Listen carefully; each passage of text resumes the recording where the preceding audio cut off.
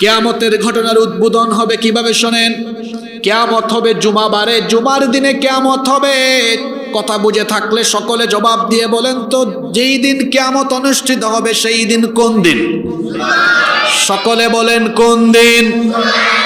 সেই দিন সূর্য আর পূর্ব দিক থেকে উঠবে না। কিয়ামতের দিন সূর্য উদিত হবে পশ্চিম দিগন্ত থেকে। কিয়ামতের ঘটনার শুরু হবে সিংহায় ফুৎকার দেওয়ার মাধ্যমে। আল্লাহ একজন ফেরেশতাকে বানিয়েছেন শুধুমাত্র কিয়ামতের দিন সিংহা বাজানোর জন্য। ওই ফেরেশতার নাম হলো ইসরাফিল। আল্লাহ তাআলা কিয়ামতের ঘটনা যেদিন ঘটাবেন সেই দিন বলবেন, ইসরাফিল তুমি তোমার সিংহার ধ্বনির কাজ শুরু করো। আল্লাহর হুকুম পাওয়ার পরে ইসরাফিল আলাইহিস সালাম সিংহায় মুঠ ফুৎকার দিবেন 2 বার। কথা বুঝে থাকলে বলেন কয়বার? প্রথমবার সিংহায় ফুৎকার দেওয়ার পরে সব পরিস্থিতি কেমনে বদলে যাবে। কোরআনে কারীমের 39 নম্বর সূরা সূরাতুজ জুমারের 68 নম্বর আয়াতে আল্লাহ তাআলা বলছেন, ওয়া নুফিখা ফিস সূরি ফাসাইকা মান ফিস সামাওয়াতি ওয়া মান ফিল আরদি ইল্লা মান শাআল্লাহ। প্রথমবার যখন সিংহায় ফুৎকার দেওয়া হবে, আসমান সমূহ আর জমিন সবকিছু আল্লাহর হুকুমে ধ্বংস হয়ে যাবে। মাথার উপরে যে বিশাল আকাশ, এই আকাশ থাকবে না। পায়ের তলায় যে জমিন আছে এই জমিনও থাকবে না। এত সুন্দর পাহাড়, উঁচু উঁচু পর্বতমালা কিছুই সেদিন থাকবে না। ইসরাফিল আলাইহিস সালামের প্রথম সিংহায় ফুৎকার দেওয়ার পরে আসমান জমিন এবং গোটা বিশ্ব জগৎ লন্ড ভন্ড চূর্ণ বিচূর্ণ হয়ে যাবে। এমন ভাবে তিনি ফুৎকার দিবেন, একটা ফুৎকারের ফলে গোটা পৃথিবীতে একসাথে জালজালা অর্থাৎ ভূমিকম্প আরম্ভ হবে। এখন দেখবেন ভূমিকম্প এক দেশে হয় আরেক দেশে হয় না, এক জায়গায় ক্ষয়ক্ষতি হয় আরেক জায়গায় হয় না। কিন্তু ইসরাফিলের প্রথম সিংহাধ্বনির পরে সারা পৃথিবী একসাথে ভয়ঙ্কর ভাবে কেঁপে উঠবে। যার হুকুমে তিনি কে? রব্বুল আলামিন কোরআনে কারীমের 22 নম্বর সূরা সূরাতুল হাজ্জের প্রথম আয়াতের জন্য বলেছেন, ইয়া আইয়ুহান নাসুত্তাকু রাব্বাকুম ইন্না যালজালাতাস সাআতি শাইউন আযীম। হে মানব জাতি, তোমরা তোমাদের রবকে ভয় করো, যেই রবের আদেশে কিয়ামতের দিন এমন এক ভয়াবহ ভূমিকম্প হবে। সেই ভূমিকম্প হবে ভয়াবহ ভূমিকম্প। ইদা জুলজিলাতিল আরদু জিলজালাহা। এক ভূমিকম্পে গোটা বিশ্বজগৎকে কাঁপিয়ে দেওয়া হবে। গোটা বিশ্বজগৎ এক ভূমিকম্পের ফলে থর থর করে কেঁপে উঠবে। এই ভূমিকম্পের ফলে কি হবে শোনেন। আল্লাহ তাআলা কোরআনে কারীমের 73 নম্বর সূরা সূরাতুল মুজাম্মিলের 14 নম্বর আয়াতে বলেছেন, ইয়াউমা তারজুফুল আরদু ওয়াল জিবালু ওয়া কানাতিল জিবালু কাসীবাম মাহিলা। সেই দিন জমিনকে এমন ভাবে কাঁপিয়ে দেওয়া হবে, পাহাড় সহ জমিনকে উপরে উঠে আছাড় দিয়ে এমন ভাবে ধ্বংস করে দেওয়া হবে। পাহাড়গুলোর অবস্থা এমন হবে ধুলাবালির মতো, ধুনা তুলার মতো সেদিন পাহাড়গুলো উড়ে যেতে থাকবে। আল্লাহু আকবার। এজন্য সূরা কারিয়ার ভেতরে আল্লাহ বলেছেন, ওয়া তাকুনুল জিবালু কাল আহিনিল মানফুশ। পাহাড়গুলো সেদিন ধুনা তুলার মতো উড়ে যাবে। এই যে আসমান দেখছেন, আল্লাহ তো 7 আসমান বানিয়েছেন। একটা সিংহায় ফুৎকারের পরে অবস্থা কি হবে? একটা আসমানের উপরে আরেকটা আসমান এইভাবে ঠাস ঠাস করে পড়ে যেতে থাকবে। গোটা আসমানকে, 7 আসমানকে আল্লাহ তাআলা তার নিজের কুদরতি হাতে গোটায় ফেলবেন। জমিনকে আছাড় দিয়ে আল্লাহ শেষ করে দিবেন। প্রথমবার সিংহায় ফুৎকার দেওয়ার পরে আসমান জমিন গোটা বিশ্বজগৎ চূর্ণ বিচূর্ণ ধ্বংস হয়ে যাবে, শেষ হয়ে যাবে। আল্লাহ তাআলা তখন বলবেন, ইয়া দুনিয়া, হে দুনিয়া, আইনা জিবালুক, তোর বুকের উপরে থাকা পর্বতমালাগুলো কোথায়? আইনা আনহারুকি, তোর উপরে বহমান থাকা নদ নদীমালাগুলো কোথায়?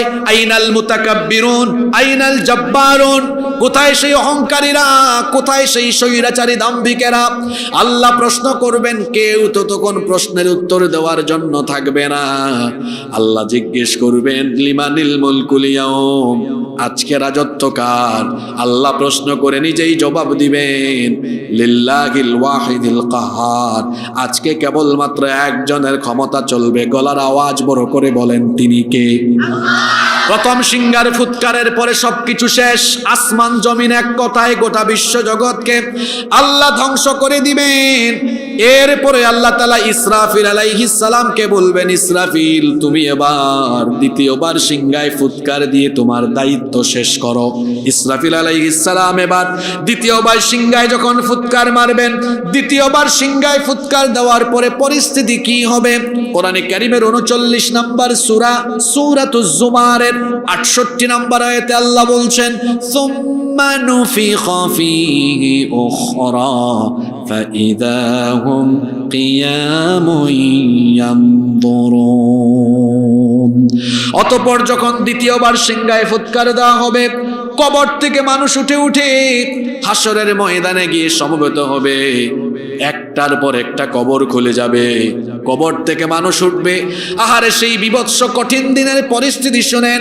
এখন তো সকলের গায়ে সুতার তৈরি কাপড় চোপড় আছে, কিন্তু যেই দিন আমরা কবর থেকে উঠব, আমাদের অবস্থা কেমন হবে শোনেন। আল্লাহর নবী বলেছেন, ইহশারুন নাসু ইয়াউমাল কিয়ামাতি হুফাতান উরাতান গারলা, কিয়ামতের দিন মানুষেরা উলঙ্গ খাতনাবিহীন অবস্থায় নগ্ন পদে কবর থেকে উঠে হাসরের ময়দানে থাকবে। একটা মানুষের গায়েও কাপড় থাকবে না। আমাদের মা উম্মুল মুমিনিন আয়েশা রাদিয়াল্লাহু আনহা বললেন, ওগো আল্লাহর নবী, যদি কিয়ামতের দিন মানুষের গায়ে কাপড় চোপড় না থাকে, আমি তো আপনার স্ত্রী আয়েশা, আমার কি লজ্জা লাগবে না? নবীজি বললেন, আয়েশা গো শোনো, দিনটা এত কঠিন হবে, 15 কোটি কিলোমিটার দূরের সূর্য মানুষের মাথার এত নিকটে আসবে, গুনাহগারদের মাথার চান্দি ফেটে মগজ উতরে উতরে গলে গলে গলে গলে বেয়ে বেয়ে পড়তে থাকবে। গুনাহগারেরা নিজের ঘামে নিজেরাই সাঁতরাবে, দিমের ছায়া ছাড়া কোনো ছায়াও থাকবে না। সেই দিন মানুষ 50,000 বছর বিচারের জন্য দাঁড়িয়ে থেকে অপেক্ষা করতে করতে এতটাই পেরেশান হবে। মানুষগুলো যে মাথাটা উপরের দিকে মানুষগুলো যে মাথাটা নিচের দিকে আল্লাহর ভয়ে দিয়ে রাখবে, মাথাটা উঁচা করার সাহস সেদিন তারা করতে পারবে না। আল্লাহু আকবার। এইভাবে করে খালি পায়ে নগ্ন পদে উলঙ্গ খাতনাবিহীন অবস্থায় হাসরের ময়দানে পৃথিবীর প্রথম মানুষ এবং প্রথম নবী সাইয়্যিদিনা আদম আলাইহিস সালাম থেকে নিয়ে একেবারে শেষ মানুষ পর্যন্ত সকল মানব মণ্ডলীকে আল্লাহ একত্রিত করবেন। এরপরে বিচারের মাঠে ময়দানে মাহশরে সমবেত সকল মানুষকে আল্লাহ সেদিন 2 ভাগ করে ফেলবেন। কথা বুঝে থাকলে বলেন, হাসরের ময়দানে মানুষকে আল্লাহ কয় ভাগে ভাগ করবেন? আস্তে বলবেন না, জোরে বলেন, কয় ভাগ? সেই 2 ভাগ কি কি? আল্লাহ তাআলা কোরআনে কারীমে বলছেন, ফারীকুন ফিল জান্নাতি ওয়া ফারীকুন ফিস সাঈর। একদল লোক হবে জান্নাতি, আরেক দল লোক হবে জাহান্নামী। জান্নাত আর জাহান্নাম একরকম নয়, জান্নাতি আর জাহান্নামী অধিবাসী লোকেরাও সমান নয়। এজন্য রব্বুল আলামিন কোরআনে কারীমের 59 নম্বর সূরা সূরাতুল হাসরের 20 নম্বর আয়াতে বলছেন, লা ইয়াস্তাওয়ি আসহাবুন নারি ওয়া আসহাবুল জান্নাহ, আসহাবুল জান্নাতি হুমুল ফাইজুন। জান্নাত আর জাহান্নাম একরকম নয়, জান্নাত আর জাহান্নামের অধিবাসীরাও সমান নয়। জান্নাতি যারা সফল হলো তারা, সুবহানাল্লাহ পড়বেন না? জান্নাত কেমন, জাহান্নাম কেমন, আর জান্নাতীদের স্বভাব কেমন, জান্নাতে কারা যাবে, জাহান্নামে কারা যাবে, এই বিষয়ে আজকে আমরা কোরআন সুন্নাহ থেকে কথা শুনবো ইনশাআল্লাহ। আসেন প্রথমেই জানবো জান্নাতটা কেমন হবে। আচ্ছা বলেন তো, জান্নাত কেমন হবে? আরেকজন আগেই বলে ফেলছে। পাশেই আমি আসার সময় দেখলাম সেনাবাহিনী অনেক, হয়তো ক্যাম্পও আছে, কথাও বললাম।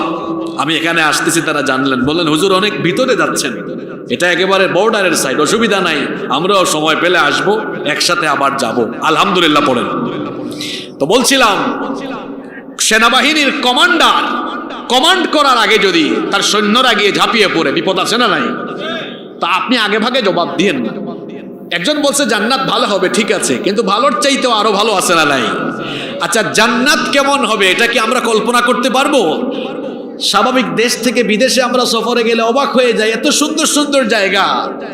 জান্নাত কেমন হবে শোনেন, আল্লাহ তাআলা বলেছেন, এটা হলো হাদিসে কুদসি, আ'দাতু লিইবাদিয়াস সালিহিন মা লা আইনুন রাআত ওয়ালা উযুনুন সামিআত ওয়ালা খাতারা আলা কলবি বাশার।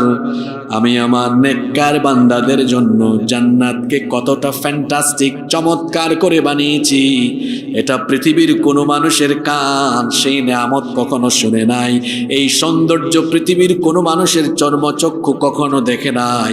এটা যে কত সুন্দর হতে পারে তা কোনো অন্তঃকরণ দিয়ে কেউ কখনো ভাবতেও পারে নাই। এমন অকল্পনীয়, এমন অবর্ণনীয়, এমন নয়নাভিরাম চমৎকার জান্নাত যিনি জান্নাতীদের জন্য বানিয়েছেন তিনি কে? এবার শুনেন সেই জান্নাতের পরিস্থিতি কেমন হবে, জান্নাতের আয়তনটা কত হবে। আচ্ছা আপনারা এখানে এসেছেন, আপনার বাড়ি সর্বোচ্চ কত বিঘা কিংবা কত শতক জায়গার উপরে? আমি তো জানি না আপনাদের এলাকায় কিভাবে আপনারা জায়গা জমির হিসাব করেন। আপনারা কি শতাংশ বলেন, বিঘা বলেন, না অন্য কিছু বলেন? কাঠাও বুঝেন আপনারা, তাই না? আমাদের এলাকায় কাঠা বলি আমরা, বিঘা বলি। আপনার বাড়ি বানিয়েছেন মনে করেন 2 কাঠা, 4 কাঠা, 6 কাঠা, 10 কাঠা জায়গার উপরে, কিন্তু আল্লাহ তাআলা যে জান্নাত আপনার জন্য বানিয়েছেন, এক একটা জান্নাত কত বড় হবে, কত বিশাল হবে।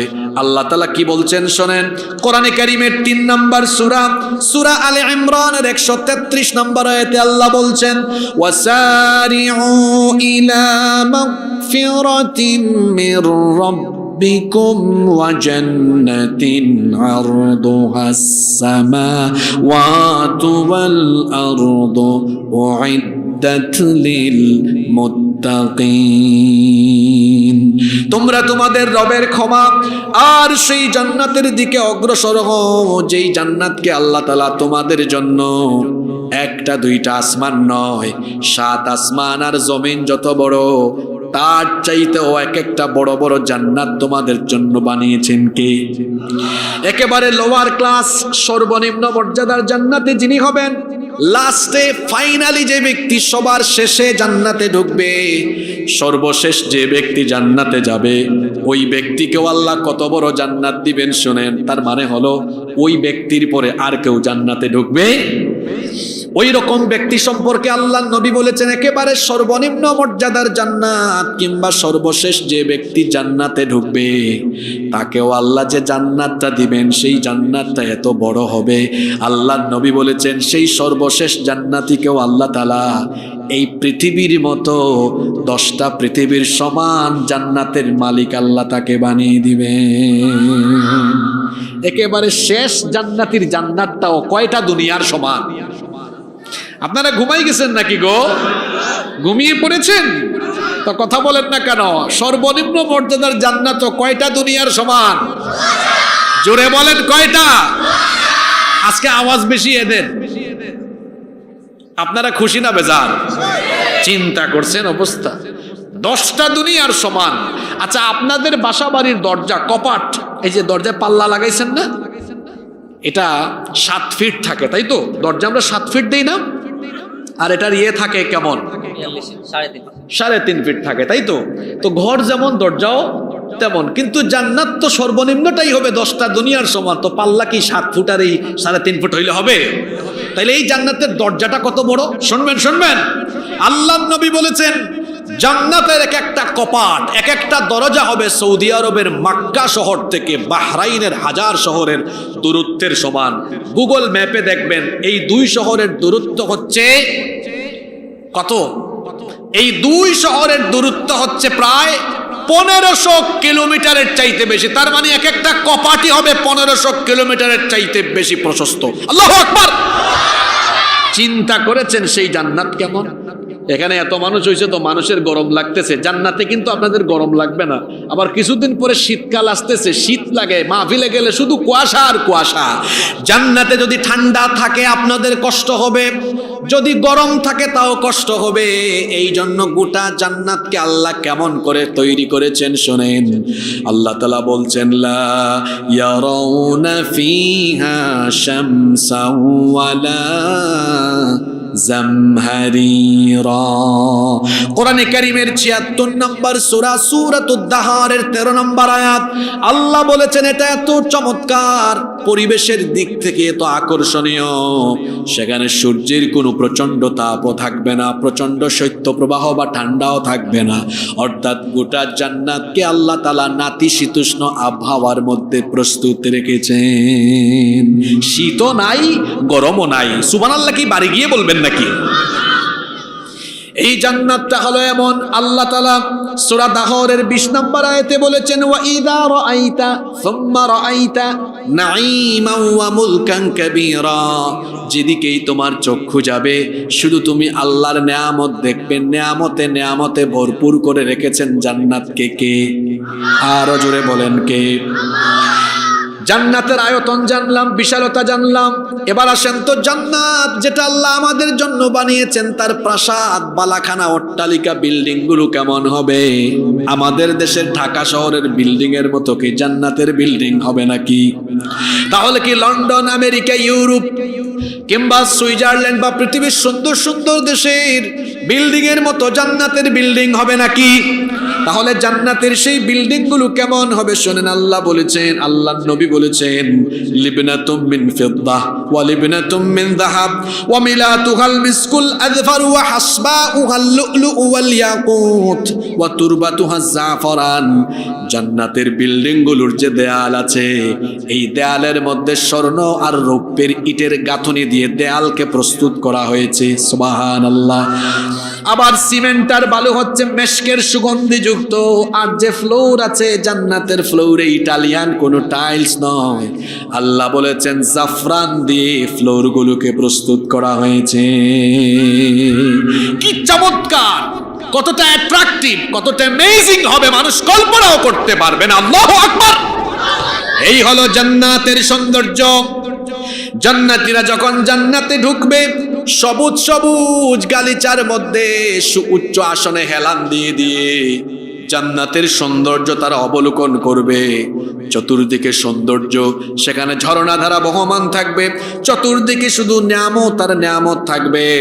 অপরদিকে জাহান্নামের পরিস্থিতি কেমন হবে, এটাকে আল্লাহ কত ভয়াবহ করে প্রস্তুত করেছেন। এবার শোনেন, কোরআনে কারীমের ৭৮ নম্বর সূরা সূরাতুন নাবায়ের ২১ নম্বর আয়াত থেকে আল্লাহ বলছেন ইন্না জাহান্নামা কানাত মিরসাদা লিত্তাগিনা মাআবাল লাবিসিনা ফিহা আহকাবা।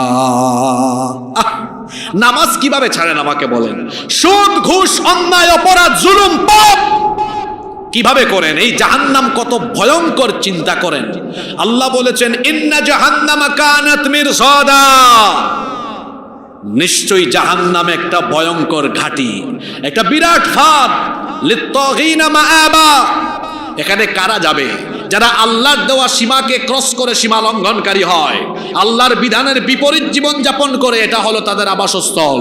লাবিথিনা ফিহা আহকাবা। এই জাহান্নামীরা সেখানে গেলে পরে তাদেরকে আর বের করা হবে না, তথায় তারা চিরকাল অবস্থান করবে। আর এটা এত ভয়াবহ জায়গা, আল্লাহর নবী বলেছেন জাহান্নামের গভীরতা এমন, লাউ আন্না হিজরান ইউকযাফু বিহি ফি জাহান্নাম হাওয়া ৭০ খরিফা ক্বাবলা আন ইয়াবলুগা কারুহা। আল্লাহর নবী বলেছেন যদি জাহান্নামের মুখে একটা পাথর নিক্ষেপ করা হয়, সেই পাথরটা জাহান্নামের তলদেশ স্পর্শ করতে ৭০ বছর সময় লেগে যায়। একজন সুবহানাল্লাহ পড়ছে, এখানে সুবহানাল্লাহ হবে না আল্লাহু আকবার হবে। এই যে দেখেন, আমার দিকে তাকান, টিস্যুকে মুড়ায় ফেললাম, এটা এখানে ফেললাম, কত সময় লাগছে? ১ সেকেন্ড। টিস্যু ভারী না পাতলা? মনে রাখবেন, উপর থেকে কোনো বস্তু নিচে ফেললে সেটা ভারী হলে দ্রুত পড়ে, পাতলা হলে ধীরে ধীরে পড়ে। এই টিস্যু পড়তে সময় লাগছে যত বেশি, এই মাইক্রোফোন ফেললে সময় লাগবে তার চেয়ে বেশি না কম? আরো কম। পাথর দেখেন, জাহান্নামের দৃষ্টান্ত দিতে গিয়ে, এর পরিস্থিতি বোঝাতে গিয়ে নবীজি বলেছেন, জাহান্নামের মুখে একটা পাথর ফেললে এটা জাহান্নামের তলদেশ স্পর্শ করতে কত বছর সময় লাগে? আল্লাহু আকবার! কত বছর? চিন্তা করেছেন এর গভীরতা কেমন? কি করে নামাজ ছাড়েন, কি করে গুনাহ করেন, কি করে অপরাধ করেন, মা বোনেরা কি করে বেপরদায় বের হন, কেমনে স্বামীর আনুগত্যের বিপরীতে যান। খবরদার, এটা বড় ভয়াবহ জায়গা জাহান্নাম, এত ভয়াবহ জায়গা। কিয়ামতের দিন জাহান্নামকে এমন ভাবে টেনে আনা হবে, জাহান্নামের 70,000 লাগাম থাকবে। কথা বুঝে থাকলে পুরুষ মানুষের মতো জবাব দিয়ে বলেন দেখি, জাহান্নামের কত হাজার লাগাম থাকবে? পিছনের মানুষের কি হয়েছে? আমি সিলেট থেকে আসলাম এত দূরে, আমার তো এনার্জি এখনো ঠিক আছে, আর আমাদের এনার্জি সব সময় থাকে। হযরত শাহজালাল রহমতুল্লাহ আলাইহির এলাকার মানুষ তো, তা আপনি তো 2-4-5 কিলো 10-15 কিলো দূর থেকে আসছেন, আপনার মুখ দিয়ে আওয়াজ বেরোয় না কেন? জাহান্নামের কত হাজার লাগাম থাকবে? 70,000। কত হাজার? প্রত্যেকটা লাগামে ফেরেশতা নিয়োগ করা হবে 70,000। একটা লাগামে না সব লাগামে? একটাই কত? 70,000। দেখি আম খাইয়া মেধা বানাইছেন কেমন, ঝটপট উত্তর দেন। 70,000 লাগাম গুণ প্রতিটাতে 70,000, তাহলে 70,000 গুণ 70,000, ঝটপট বলেন দেখি কত? ম্যাথমেটিক্সের কোনো সান নাই? 490 কোটি। 400। জাহান্নামটা কত ভয়াবহ চিন্তা করেন। শুধু জাহান্নামকে নিয়ন্ত্রণে আল্লাহ 490 কোটি ফেরেশতা নিয়োগ করেছেন। আল্লাহু আকবার! কত ভয়াবহ এটা, কত সাংঘাতিক এটা। আর জাহান্নামের আগুনটা কেমন? দুনিয়ায় তো আগুন আছে, দুনিয়ার আগুন হলো জাহান্নামের আগুনের 70 ভাগের 1 ভাগ। বলেন তো, এই আগুনে যদি আপনাকে ফেলা হয় 10 সেকেন্ডও টিকবেন নাকি? পুরে ছাই হয়ে যাবে। তাহলে এটার চাইতে যদি আরো 69 ভাগ বেশি দহন শক্তি সম্পন্ন জাহান্নামের আগুন হয়, চিন্তা করেন সেটা কতটা ভয়ঙ্কর হবে। এজন্যই তো আমরা বলি, দুনিয়ার আগুন কেবল মানুষের চামড়া জ্বালায়, আর জাহান্নামের আগুন মানুষের কলিজা সুদ্ধা ছারখার করে দেয়। আল্লাহ এমন জাহান্নাম থেকে আমাদের সবাইকে বাঁচাও, বলে না আমিন। এই জাহান্নামে কঠিন আযাব হবে, কঠিন শাস্তি হবে। আমরা বলেছিলাম কিয়ামতের ময়দানে মানুষকে কয় ভাগে ভাগ করা হবে? আস্তে বলবেন না, জোরে বলেন, কয় ভাগ? 2 ভাগে ভাগ করা হবে। এবার এই 2 ভাগ মানুষের প্রত্যেকের কাছে আমলনামা ছেড়ে দেওয়া হবে। জান্নাতি লোকেরা পেছন থেকে, জান্নাতি লোকেরা সামনে থেকে ডান হাতে আমলনামা রিসিভ করবে, আর জাহান্নামী লোকেরা পেছন থেকে, এরা বাম হাতে আমলনামা রিসিভ করবে। কথা বুঝে থাকলে বলেন তো, জান্নাতীরা আমলনামা পাবে কোন হাতে? জাহান্নামীরা পাবে কোন হাতে? এই জন্য জান্নাতীদের পরিচয় হলো, আল্লাহ কোরআনে বলেছেন আসহাবুল ইয়ামিন, এরা ডানপন্থী। এটা কি আমার কথা না কোরআনের কথা? এজন্য জান্নাতীদের পরিচয় তারা ডানপন্থী। আর আমরা যত ভালো কাজ করি, সব ভালো কাজ করি কোন হাত দিয়ে? আচ্ছা বলেন তো, খাবার খায় কোন হাত দিয়ে? বাম হাতে মানুষ খায় না, শয়তান খায়। এই জন্য বাম হাতে খাবার খাওয়া যাবে না। অনেকে আছে খাবারের আদবও জানে না, বাম হাতে খাওয়া আরম্ভ করে। মাথায় এটা রাখা দরকার, বাম হাতে খায় কে? শয়তান। আমরা সকল ভালো কাজ ডান হাত দিয়ে করি, খাবার খাই ডান হাত দিয়ে। মানুষের সাথে যখন মুসাফা করি, কোন হাত দিয়ে করি? ডান হাত দিয়ে করি। আর বাম হাত কিন্তু ভালো কাজে লাগে না। যখন হেড অফিসে যান, কোন হাতের দরকার? কথা বলেন না কেন? হেড অফিসে গেলে কোন হাতের দরকার? আমার দেশে কিছু মানুষ আছে না, তাদের পরিচয় তারা খুব গর্ব করে দেয়, আমি বামপন্থী। কি পন্থী? জোরে বলেন, কি পন্থী? বামপন্থী কখনো কোনো মুসলমান হতে পারে না। আল্লাহ কোরআনে বলেছেন, মুসলমান হয় ডানপন্থী, জন্য কিয়ামতে সে আমলনামাও পাবে ডান হাতে। বামপন্থী যারা জাহান্নামী তারা, বামপন্থী যারা শয়তানের মুরিদ হলো তারা। এদের সাথে আমাদের কোনো সম্পর্ক। জান্নাতীরা ডান হাতে আমলনামা পেয়ে খুশি হয়ে যাবে, আর জাহান্নামীরা বাম হাতে যখন আমলনামা পাবে, এরা তো এমনি ছিল ভণ্ড, এরা ছিল গাদ্দার, এরা ছিল মিথ্যাবাদী, ধোঁকাবাজ। এই যে দুনিয়াতে আপনি যা যা করেন সব কিছু রেকর্ড হয়ে আছে না নাই? আমি বক্তব্য শুরু করার পর থেকে এখন পর্যন্ত যা বললাম সব এই ক্যামেরায় রেকর্ড আছে না নাই? তো এই ক্যামেরা বানিয়েছে মানুষ, বানানোর জন্য মানুষের মাথার মধ্যে জ্ঞান দিয়েছেন কে? আল্লাহর দেওয়া জ্ঞানকে কাজে লাগিয়ে মানুষ যদি ক্যামেরা বানায়, সেই ক্যামেরা দিয়ে অডিও ভিডিও ধারণ করতে পারে, তো জ্ঞানদাতা মহান আল্লাহ তিনি কি আমার আপনার আমলনামাকে অডিও ভিডিও ধারণ করে রাখতে পারেন কিনা? অবশ্যই পারেন। কেমনে গুনাহ করেন আমি তো বুঝি না। আল্লাহ বলেছেন তোমাদের প্রত্যেকের সাথে আমি দুইজন ফেরেশতা নিযুক্ত করে দিয়েছি। ওয়া ইন্না আলাইকুম লাহাফিযিনা কিরামান কাতিবিনা ইয়ালামুনা মা তাফআলুন। আর নিশ্চয়ই আমি তোমাদের প্রত্যেকের সাথে দুইজন সংরক্ষণকারী ফেরেশতা দিয়েছি। এর মধ্যে একজন থাকে ডান দিকে, আরেকজন থাকে বাম দিকে। ডান দিকের ফেরেশতা ভালো আমল লিখে, বাম দিকের ফেরেশতা সব বদ আমল লিখে। তার মানে ঘুম থেকে উঠা থেকে নিয়ে ঘুমানো পর্যন্ত, এক কথায় 24 ঘন্টা আপনার সবকিছু লেখার জন্য ফেরেশতা নিয়োগ করেছেন কে? আস্তে বলবেন না, জোরে বলেন কে? ফেরেশতার লেখা সেই আমলনামার একটা কপি কিয়ামতের দিন আপনার হাতে হাতে দেওয়া হবে। এখন বেনামাজি, সুদখোর, ঘুষখোর, অন্যায়কারী, অপরাধকারী সে তো আমলনামা হাতে পেয়ে দেখবে, হায় রে হায় কেমন আমলনামা। লা ইউগাদিরু সগীরাতান ওয়ালা কাবীরাতান ইল্লা আহসাহা। ছোট বড় কোনো কাজ এখানে বাদ নাই, সবই আছে না নাই? এখন দেখতেছে হেদের চুরি করছে, বাটপারি করছে, গুনাহ করছে, সব গুনাহ লেখা আছে। এখন বাঁচবে কেমনে? আল্লাহকে বলবে, আল্লাহ কি ব্যাপার, এই আমলনামাটা এটা আমার না, সম্ভবত ভুল করে আরেকজনেরটা আমার হাতে দিয়ে দেওয়া হচ্ছে। কথা শুনতেছেন আপনারা? এটা বলার পরে বাঁচার কোনো উপায় আছে নাকি? আল্লাহ বলবেন এটা তো তোমার কাছে নকল কপি, ফটোকপি দিয়েছে, আসল কপি ফেরেশতার কাছে আছে। ফেরেশতারা দেখি তো আসল কপিটা দেখাও। এবার বলেন তো আসল কপির সাথে ফটোকপি মিলবে কি মিলবে না? এই গাদ্দার তখন বলবে, আল্লাহ এগুলা আমি করি নাই, সব তোমার ফেরেশতা বানায়া বানায়া লিখে দিয়েছে আমার বিরুদ্ধে। এগুলো আমি করি নাই, সব ফেরেশতা কি করেছে? বানায়া রিপোর্ট করেছে। আমার দেশে হলুদ সাংবাদিকতা আছে না? হলুদ সাংবাদিকতা মানে বুঝেন? মানে ঘটনা ঘটে একটা, বলে হয় একটা, বলে এরকম আমার দেশে নাই তো, অহরহ আছে। ঘটনা হয় একভাবে, লিখে বা প্রচার করে আরেকভাবে। আমার দেশে যদি আইন শৃঙ্খলা আর মিডিয়া বিভাগটা শক্তিশালী ভূমিকায় রাখতো, আমার মনে হয় আমার দেশে অন্যায় অবিচার এত বেশি হতো না। এই যে দেখুন, 2 দিন আগে ঢাকা বিমানবন্দরে আমি যখন এয়ারপোর্ট দিয়ে আসতেছিলাম, এয়ারপোর্টে আমার নিজের চোখে দেখে আসলাম, আরে এত ক্ষয়ক্ষতি হয়েছে, হাজার হাজার কোটি টাকার ক্ষতি হয়েছে।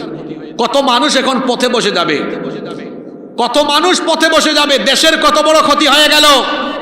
আপনারা বলেন তো, এয়ারপোর্টের মতো গুরুত্বপূর্ণ জায়গায় সিসি ক্যামেরা আছে না নাই? গোয়েন্দা বাহিনীর কাছে কি তথ্য আসে নাই?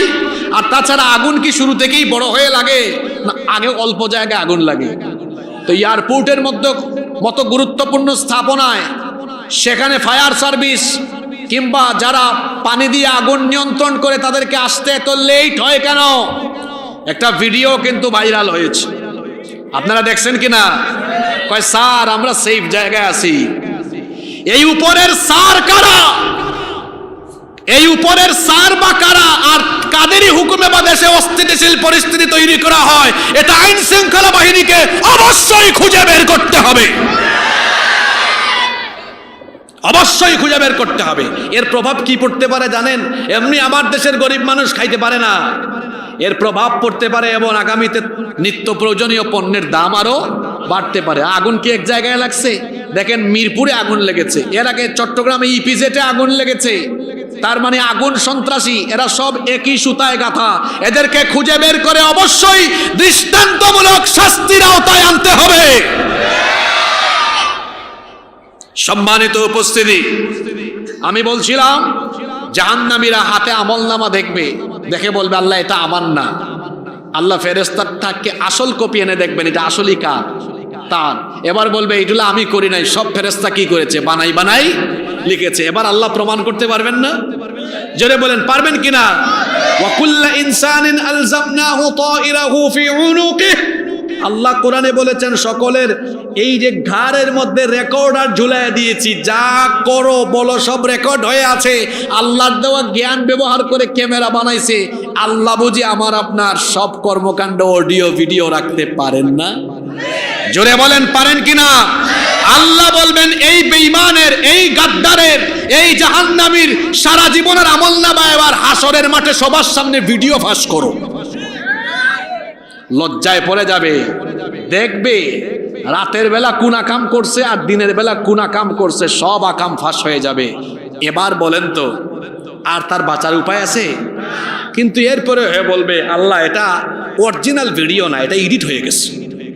কি হয়ে গেছে? এবার আল্লাহর কাছে আর প্রমাণ করার জিনিস নাই তো। আল্লাহর বিচার বড় সাংঘাতিক। আল্লাহ বলবেন এই গাদ্দারের জবানে তালা লাগিয়ে দাও। আল্লাহ কোরআনে বলেছেন আল ইয়াউমা নাখতিমু আলা আফওয়াহিহিম ওয়া তুকাল্লিমুনা আইদিহিম ওয়া তাশহাদু আরজুলুহুম বিমা কানু ইয়াকসিবুন। সেই দিন তাদের ঠোঁটের মধ্যে, জবানের মধ্যে তালা লাগিয়ে দেওয়া হবে, কথা আর বলতে পারবে না। এবার দেখা যাবে তার হাত, তার পা কথা বলতে থাকবে। হাত পা যিনি সৃষ্টি করেছেন তার হুকুমে হাত পা কথা বলতে পারে কিনা? এই হাত এবার কথা বলবে, আল্লাহ তোমার এই বান্দা তার এই হাত দিয়ে এই পাপ করেছে। মোবাইল ফোন হাতে নিয়ে এসে গুগল শরীফে, ইউটিউব শরীফে গিয়ে আজে বাজে ভিডিও স্ক্রল করেছে। হাতের আঙ্গুল সাক্ষ্য দিবে কার কাছে? অযুবক ভাইয়েরা খবরদার, মোবাইলের ফিতনায় পড়ে জীবনকে শেষ করে দিও না। বর্তমান জামানার যত ফিতনা আছে তার মধ্যে ভয়াবহ ফিতনা হলো মোবাইলের ফিতনা। কারণ এই ফিতনায় পড়লে এই একটা উপকরণ আপনার চরিত্রকে ধ্বংস করে দেওয়ার জন্য আজকে যথেষ্ট। ঠিক না বেঠিক? এই হাত কথা বলবে। যারা পত্রিকায় হাতের মধ্যে কলম নিয়ে উল্টা পাল্টা রিপোর্ট করেছে তার হাত কথা বলবে। যারা হাত দিয়ে মানুষের উপর জুলুম করেছে, যারা এই হাত দিয়ে চাঁদাবাজি করেছে, ডাকাতি করেছে, চুরি করেছে, টেন্ডারবাজি করেছে, এই হাতের সব অপকর্ম হাত ফাঁস করে দিবে কার কাছে? আরো জুড়ে বলেন কার কাছে? পা কথা বলবে। পা দিয়ে কি আকাম কুকাম বান্দা করেছে। চক্ষু কথা বলবে, শ্রবণ শক্তি, এগুলোর জবান খুলে যাবে। এমনকি আল্লাহ অন্য আয়াতে বলেছেন মানুষের চামড়া পর্যন্ত কথা বলবে। আল্লাহ তাআলা অন্য আয়াতে বলেছেন শাহিদা আলাইহিম সামউহুম ওয়া আবসারুহুম ওয়া জুলুদুহুম বিমা কানু ইয়ামালুন। মহিলারা আসছে তো মাহফিলে, তাই না? মহিলারা এই আয়াতটা ভালো করে শুনেন। আল্লাহ বলছেন এদের চক্ষু, এদের কান, এমনকি চামড়া পর্যন্ত আল্লাহর দরবারে কথা বলবে। আল্লাহু আকবার বলেন। মহিলারা এই চামড়ার উপর আশকারা, মাস্কারা, আটা, ময়দা কত কিছু মাখতেছে, লাগায়া তারপর পর পুরুষের সামনে ঘুরে বেড়ায়। আর যুবকেরা তোমরাও কি করো? ফেসবুকের প্রোফাইল দেখে পাগল হয়ে যাও, মেসেঞ্জারে গিয়ে খুচাখুচি করো। অযথা খুচাখুচি করো না, কারণ প্রোফাইলের চেহারা একরকম, বাস্তবে কিন্তু আরেক রকম। ঠিকও কইছে, আবার দেখা যায় তাও খুচাখুচি মারবে। এমনটা কইরো না। চরিত্রের হেফাজত করো, চরিত্রের হেফাজত করো, তাহলে দুনিয়া আখিরাতে সফলতা দিবেন কে? চামড়া সাক্ষী দিবে। আপনি এই চামড়া পর পুরুষকে প্রদর্শন করেছেন, চামড়া কথা বলবে আল্লাহ তোমার বান্দি, তোমার দেওয়া সৌন্দর্য, তোমার হুকুম মান্য করে পর পুরুষকে প্রদর্শন করছে, পর পুরুষকে প্রদর্শন করেছে। এবার এই চামড়া যখন কথা বলবে, জাহান্নামীরা বলবে ওয়াকালু লিজুলুদিহিম লিমা শাহিদতুম আলাইনা ক্বালু আনতাকানাল্লাহুল্লাযী আনতাকা কুল্লা শাই। এরা বলবে এই চামড়া, এত সাবান, এত শাওয়ার জেল, এত স্নো, এত ক্রিম, এত কিছু তোমার উপর লাগিয়েছি, এত যত্ন করেছি, তুমি আমার বিরুদ্ধে কেন কথা বলো? চামড়া বলবে যে আল্লাহ তাআলা বাকশক্তি দাতা, তিনি আজ আমার বাকশক্তি খুলে দিয়েছেন যাতে তোমার সকল অপকর্ম আল্লাহর কাছে ফাঁস করে দিতে পারি। আল্লাহু আকবার। বাঁচার কোনো উপায় নাই। কি করে এই হাত পা শরীরের অঙ্গ প্রত্যঙ্গ দিয়ে গুনাহ করেন? আল্লাহর ভয় কি অন্তরে লাগে না? এই হাত দিয়ে মানুষের উপর জুলুম করবেন না, চক্ষু দিয়ে খারাপ কিছু দেখবেন না, জবান দিয়ে খারাপ কিছু বলবেন না, কান দিয়ে খারাপ কিছু শুনবেন না, পা দিয়ে খারাপ জায়গার দিকে এগিয়ে যাবেন না। কারণ হাত, পা, নাক, কান, চোখ, এক কথায় শরীরের অঙ্গ প্রত্যঙ্গের জবান কিয়ামতে খুলে দিবেন কে? আস্তে বলবেন না, জোরে বলেন কে?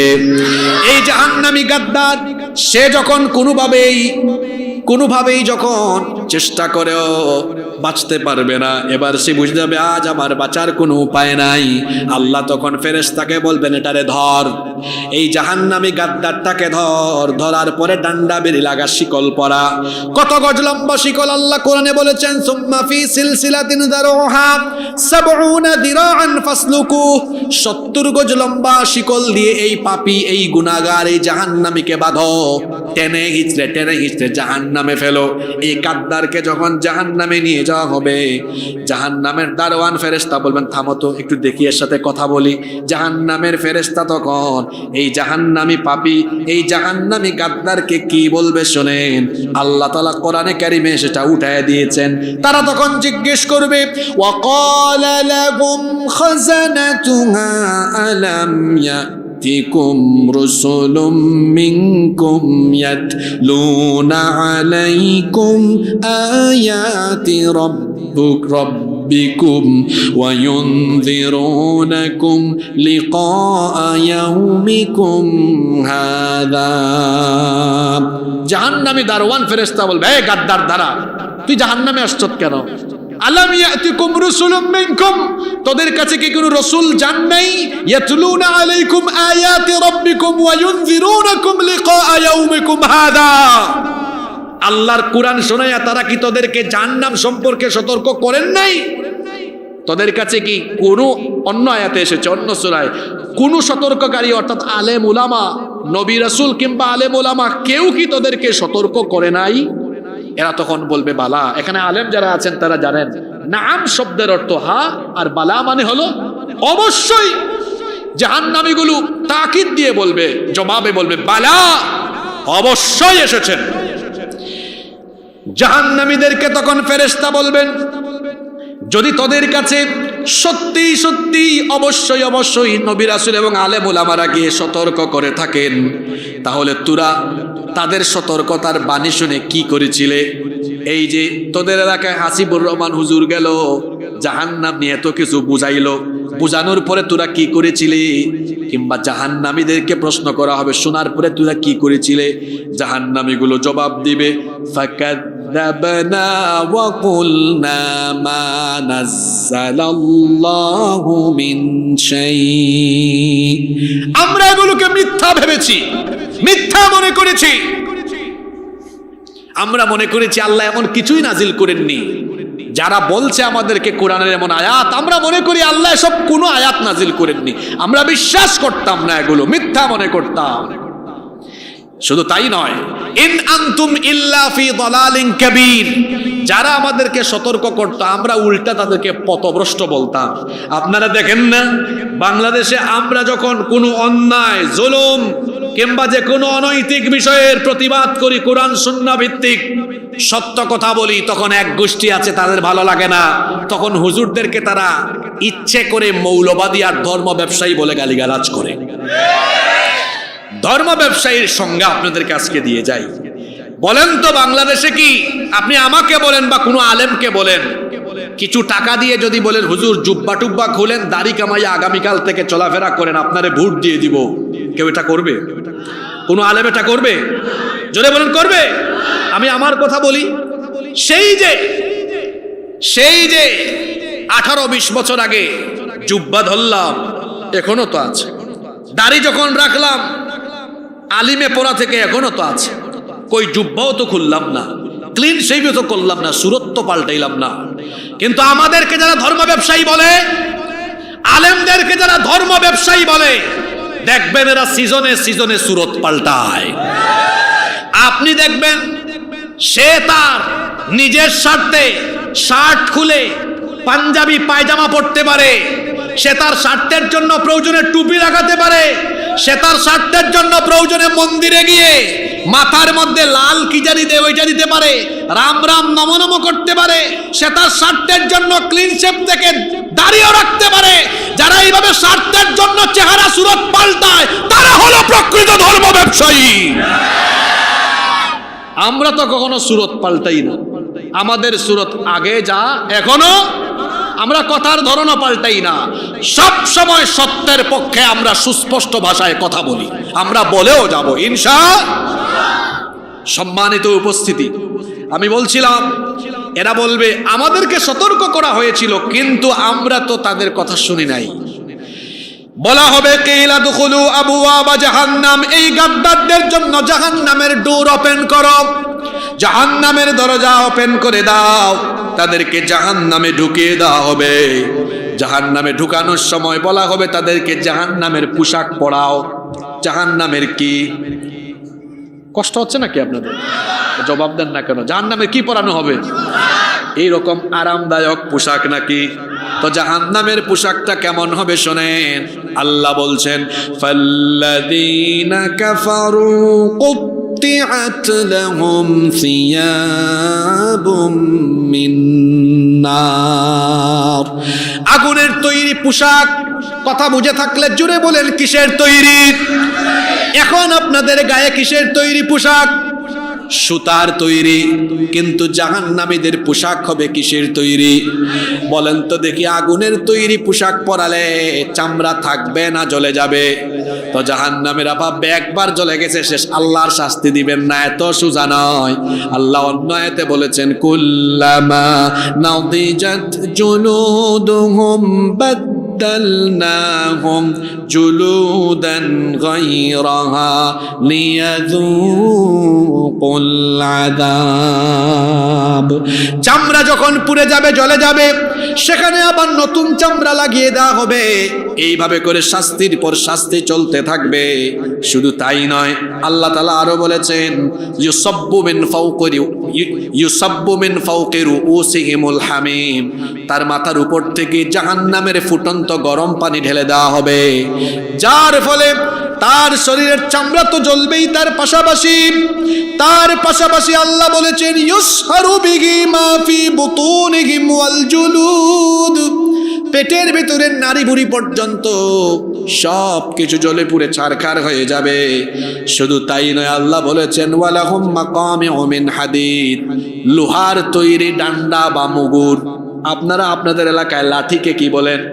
লাঠি তো বলেন, কিন্তু এটা হবে লোহার তৈরি। এই লোহার তৈরি লাঠি দিয়ে জাহান্নামীদেরকে পেটানো হবে। এগুলো এমন এমন এমন শক্তিশালী ফেরেশতা পিটাবে। হাদিসে এসেছে ফেরেশতারা যদি লাঠি দিয়ে উহুদ পাহাড়ে আঘাত করে মুহূর্তেই উহুদ পাহাড় ধুলাবালি হয়ে উড়ে যাবে। আল্লাহু আকবার। এইরকম ভয়ঙ্কর টাইপসের ফেরেশতারা লোহার তৈরি লাঠি দিয়ে জাহান্নামীদেরকে পেটাতে থাকবে। জাহান্নামীরা পিটা পিটা খেয়ে খেয়ে অস্থির হয়ে চিৎকার করবে, আল্লাহ এই জাহান্নাম থেকে আমাদেরকে বাঁচাও, জাহান্নাম থেকে আমাদেরকে বের করো। আল্লাহ বের করবেন না, ফেরেশতাকে বলবেন আরো পিটা, আরো আযাব দে। আযাবে আযাবে অস্থির হয়ে পিপাসায় এরা কাতর হয়ে যাবে, বলবে আল্লাহ একটু পানি ভিক্ষা দাও, ক্ষুধায় মরে যাচ্ছে, আল্লাহ একটু খাবার দাও। আল্লাহ এবার ফেরেশতাদেরকে বলবেন এরে একটু খাওয়া, এরে একটু পান করা। এই খাবার স্বাভাবিক খাবার নয়, এই পানি স্বাভাবিক পানীয় নয়। আল্লাহ বলছেন লা ইয়াযুকুনা ফিহা বারদাহু ওয়ালা শারাবা ইল্লা হামিমান ওয়া গাসসাকা। সেখানে তাদেরকে ঠান্ডা বা সুপীয় কোনো পানি দেওয়া হবে না, বরং উত্তপ্ত ফুটন্ত গরম পানি। আর শরীরে ঘা হলে যে পুঁজ বের হয়, এই পুঁজ দেওয়া হবে। আপনাদের এলাকায় আপনারা পুঁজ বলেন নাকি? এই পুঁজ দেওয়া হবে এবং জাহান্নামের ফুটন্ত গরম পানি দেওয়া হবে। অন্য আয়াতে আল্লাহ বলেছেন তুসকা মিন আইনিন আনিয়া, ফুটন্ত প্রসবন থেকে তাদেরকে পানীয় দেওয়া হবে। আর কেমন খাবার আল্লাহ বলেছেন ইন্না শাজারাতাজ যাক্কুম তাআমুল আথিমি কাল মুহলি ইয়াগলি ফিল বুতুনি কাগালিল হামিম। আল্লাহ বলেছেন যাক্কুম নামক নিকৃষ্ট বৃক্ষ থেকে খাবার দেওয়া হবে।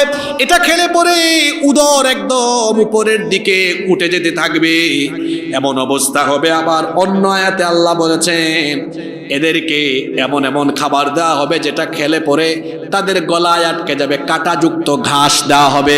গরু ছাগলও তো ভালো ঘাস খায়, কিন্তু জাহান্নামে গরু ছাগলের চেয়েও খারাপ, এই জন্য তারে দেওয়া হবে কাঁটাযুক্ত ঘাস।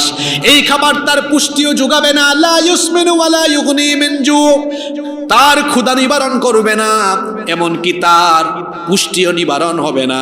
যখন জাহান্নামীরা খাবার আর পানীয় চেয়েও পাবে না, তখন এরা জান্নাতের দিকে তাকাবে, তাকায়া দেখবে জান্নাতীরা বড় আরামে আছে।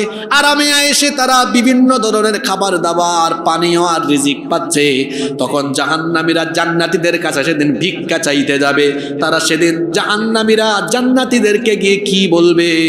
আল্লাহ কোরআনে তুলে দিয়েছেন ওয়ানাদা আসহাবুন নারি ওয়া আসহাবাল জান্নাতি আন আফিদু আলাইনা মিনাল মাই আও মিম্মা রাযাকাকুমুল্লাহ। জাহান্নামীরা গিয়ে বলবে হে জান্নাতি ভাইয়েরা, তোমাদেরকে আল্লাহ তাআলা কত না যার নিয়ামত দিয়েছেন, তোমাদেরকে যে রিজিক দেওয়া হয়েছে সেখান থেকে কিছু খাবার পানীয় বা রিজিক আমাদেরকে দাও। আমরা তো অবস্থা খারাপ, আমরা অবস্থা খারাপ, এখানে আযাবে আর নির্যাতনে আমাদের অবস্থা একদম শেষ। জাহান্নামীরা যখন জান্নাতীদের কাছে খাবার আর পানীয় ভিক্ষা চাইবে, জান্নাতি লোকেরা তখন জাহান্নামীদেরকে জবাবে বলবে ক্বালু ইন্নাল্লাহা হাররামাহুমা আলাল কাফিরিন। হে জাহান্নামী লোকেরা, আল্লাহ তাআলা তোমাদের মতো জাহান্নামী কীটদের জন্য জান্নাতের সমস্ত নিয়ামতকে হারাম করে দিয়েছেন। নাউযুবিল্লাহি মিন যালিক। জাহান্নামীরা কোথাও গিয়ে কোনো আশ্রয় পাবে না, আযাবের উপর আযাব, খাবার নাই পানীয় নাই। একদিকে কষ্ট আর আযাব, অন্যদিকে খাবার নাই পানীয় নাই। এবার তারা চিৎকার করে বলবে আল্লাহ একটু দয়া করো, এই জাহান্নাম থেকে আমাদেরকে বের করো। আল্লাহ আমাদের স্ত্রী সন্তান, আমাদের ভাই বোন, দুনিয়ার সবকিছুর বিনিময়ে নাজাত দাও। আল্লাহ বলেছেন ইয়াওয়াদ্দুল মুজরিমু লাউ ইয়াফতাদি মিন আযাবি ইয়াউমাইযিম বিবানি ওয়া সাহিবাতিহি ওয়া আখি ওয়া ফাসিলাতিহি আল্লাতী তুওয়িহি ওয়া মান ফিল আরদি জামিআন সুম্মা ইউনজি। তারা জাহান্নাম থেকে বাঁচার জন্য সন্তান, স্ত্রী, ভাই, এমনকি দুনিয়ার সব কিছুর বিনিময়ে জাহান্নাম থেকে বাঁচতে চাইবে। কিন্তু আল্লাহ বলেছেন ফালিয়াউমা লা ইউখাযু মিনকুম ফিদিয়া ওয়ালা মিনাল্লাযীনা কাফারু মাওয়াকুমুন নারু হিয়া মাওলাকুম ওয়া বিসাল মাসীর। কোনো হাদিয়া তোফা গ্রহণ করা হবে না, কোনো কিছুর বিনিময়ে তাদেরকে জাহান্নাম থেকে মুক্তি দেওয়া হবে না। এবার জাহান্নামীরা তখন বলবে রব্বানা আখরিজনা না'মাল সালিহান গায়রাল্লাযী কুন্না না'মাল। এই আয়াতটা মনোযোগ দিয়ে শুনুন, খুব ভয়াবহ আয়াত এটা। জাহান্নামীরা এবার বলবে আল্লাহ তাহলে একটা কাজ করো, দয়া করে জাহান্নাম থেকে বের করে আবার দুনিয়ায় পাঠাও।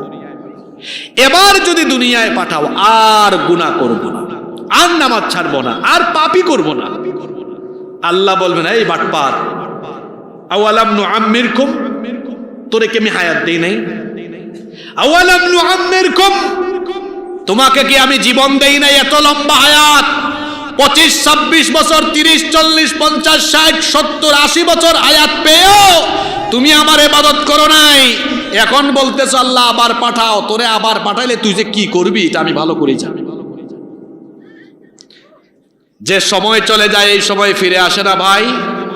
দেখি বুঝে শুনে জবাব দেন তো, সম্পদ গুরুত্বপূর্ণ না সময় গুরুত্বপূর্ণ? সময় গুরুত্বপূর্ণ। কারণ সম্পদ যদি কেউ হারিয়ে ফেলে, মনে করেন কেউ 2015 সালে অনেক সম্পদ লস খাইছে, হারাই গেছে, 2025-26 ফিরে পাইতে পারে না? ফিরে পাইতে পারে। সম্পদ চলে গেলে সম্পদশালী আবার হওয়া যায়, কিন্তু মানুষের জীবন থেকে সময় চলে গেলে সম্পদ দিয়েও হারিয়ে ফেলা সময়কে ফিরিয়ে আনা যায় না। এজন্য যুবক ভাইয়েরা, সময় থাকতে সময় কাজে লাগাও। এখন যুবক মানুষ নামাজ পড়ো না, এমন সময় আসবে মসজিদের দরজা বন্ধ হয়ে যাবে, তুমি চাইলেও যেতে পারবে না, চাইলেও নামাজে দাঁড়াতে পারবে না, এমন সময় চলে আসবে। এই সময় আসার আগে এই সময়কে কাজে লাগাতে হবে। এজন্য আমার ভাইদেরকে বলবো, বিশেষ করে যুবকদেরকে আমি বলছি, ভাইয়েরা আমার, সময়কে কাজে লাগাও। এই যৌবন থাকবে না।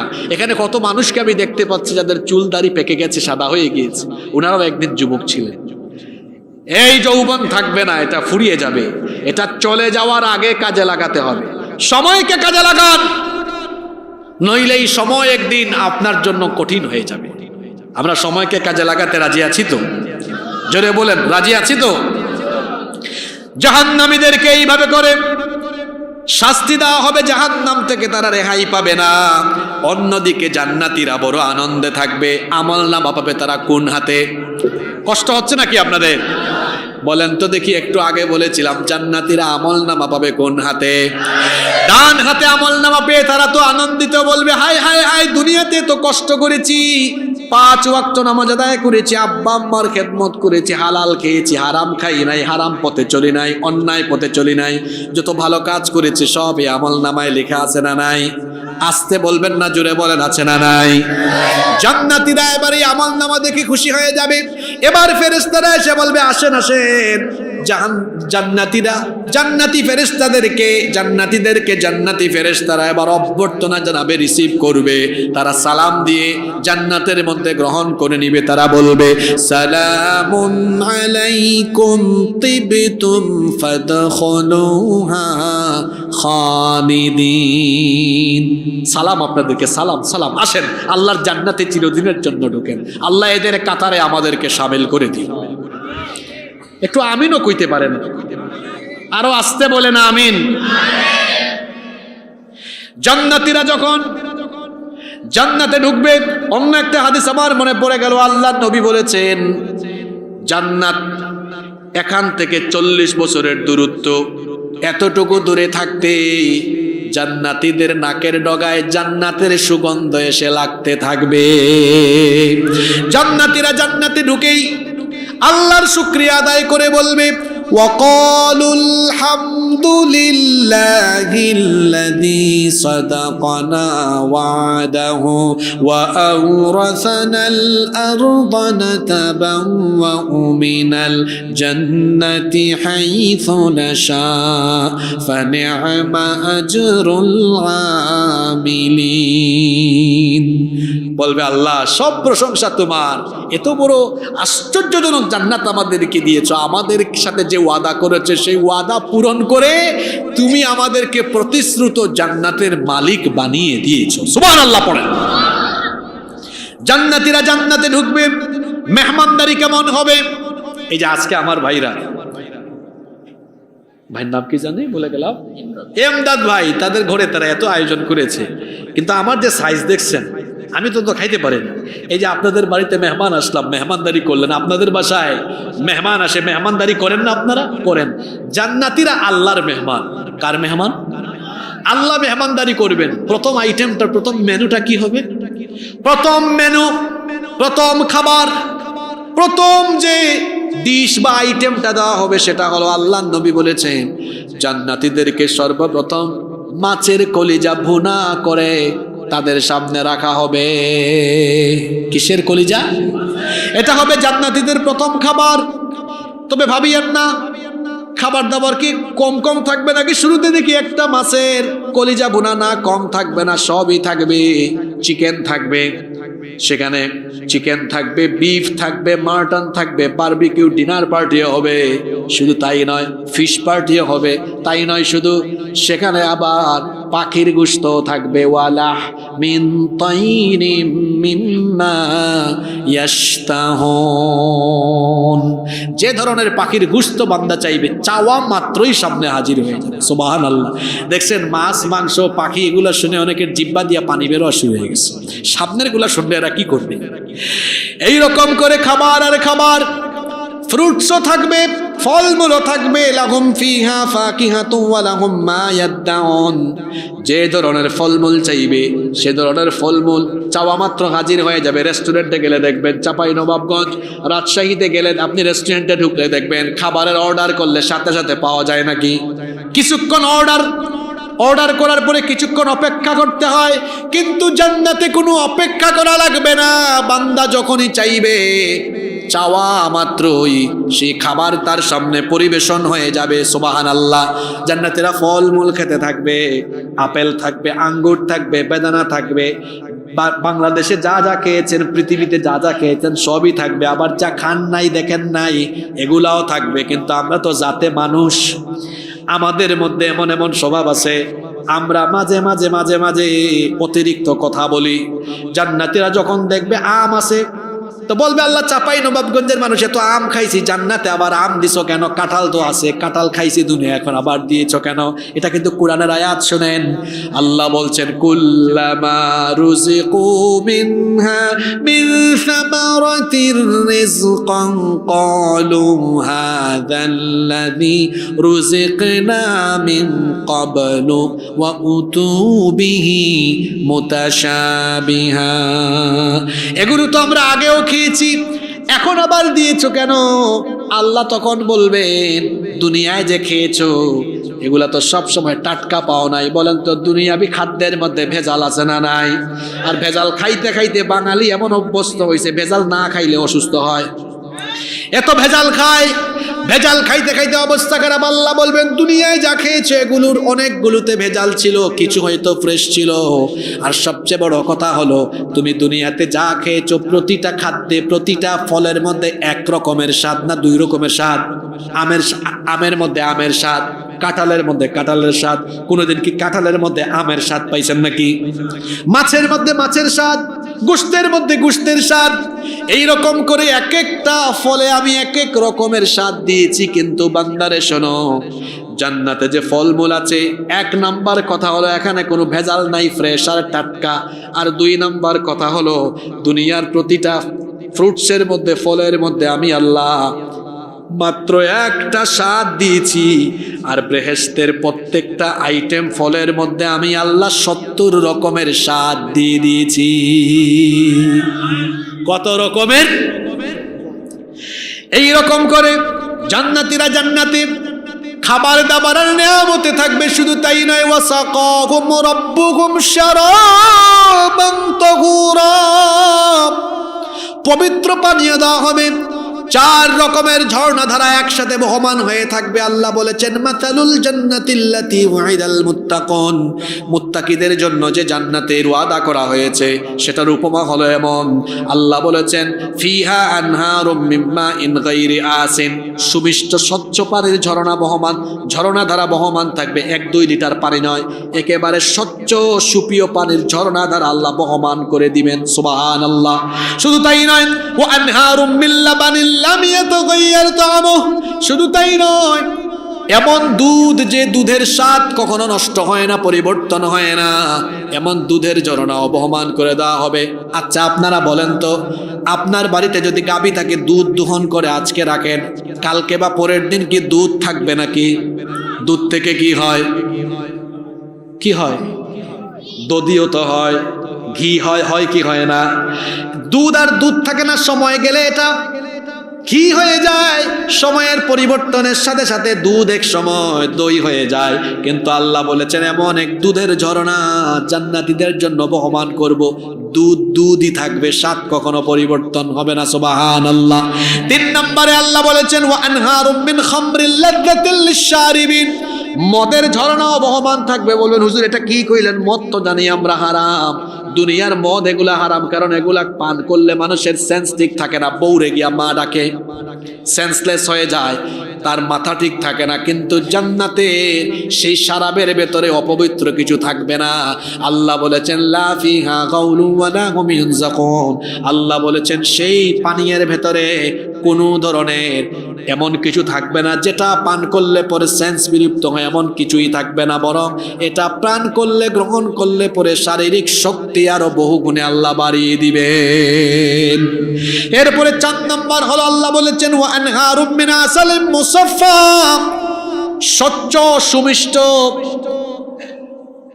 মধুর ঝর্ণা দ্বারা বহমান করা হবে। কুরআনের অন্যান্য আয়াতে এসেছে আদা মিশ্রিত, জঞ্জাবিলা আদা মিশ্রিত, আদার ফ্লেভারের, কর্পূরের ফ্লেভারের এমন মিশ্রণযুক্ত শরাব আল্লাহ দিবেন। বিভিন্ন ধরনের ড্রিঙ্কস থাকবে, শরাব থাকবে, পানীয় থাকবে। জান্নাতীদেরকে সকাল সন্ধ্যা এগুলো সার্ভ করা হবে, প্রোভাইড করা হবে। ওয়ালাহুম রিজকুহুম ফিহা বুকরাতাও ওয়া আশিয়া, সকাল সন্ধ্যা এই রিজিক তাদেরকে দেওয়া হবে। ইন্না হাযা লারিজকুনা মা লাহু মিন নাফাদ, এই রিজিক কখনো ফুরাবে না, কখনো শেষ হবে না। এই যে জান্নাতীরা এত খাবার আর পানীয় পান করবে, গ্রহণ করবে, আশ্চর্যের কথা হলো তাদের টয়লেটের দরকার হবে না, পেশাব পায়খানার দরকার হবে না। আমরা খাবার দাবার খাইলে পেশাব পায়খানার দরকার আছে না নাই? কিন্তু জান্নাতীদের পেশাব পায়খানার দরকার হবে না।